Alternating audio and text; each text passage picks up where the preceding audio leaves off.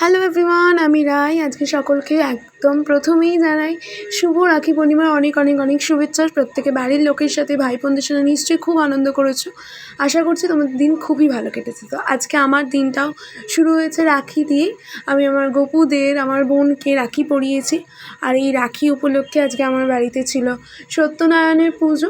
তো সেই জন্য সকাল থেকেই খুবই ব্যস্ততার সাথে আজকে কেটেছে। সকাল থেকে উঠে রেডি হওয়া, জোগাড়যন্ত্র করা, খুবই ছোট করে বাড়ির লোকেরা মিলেই আসলে একদম ঘরোয়াভাবেই পুজোটা অ্যারেঞ্জ করা হয়েছিল।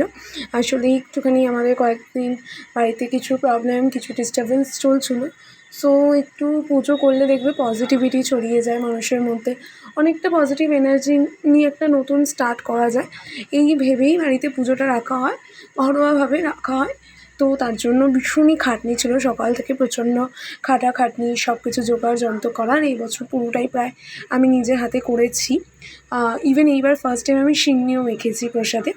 তো খুবই ভালো গেছে আমার দিনটা বলতে পারো। আজকে পুজোটা খুব সুন্দর হয়েছে। আমি কিছু ক্লিপস জাস্ট তোমাদেরকে শেয়ার করছি, যাতে আমার লাইফের কিছু পার্ট আমি তোমাদের সাথে শেয়ার করতে পারি। তো পুজোর পর আজকে প্রসাদে ছিল সিন্নি প্রসাদ, যেটা সাধারণত হয়ে থাকে।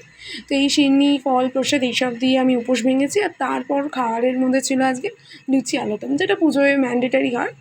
আজকে এই পর্যন্তই। ভিডিওটা ভালো লেগে থাকলে লাইক, শেয়ার, সাবস্ক্রাইব করতে ভুলো না। টাটা।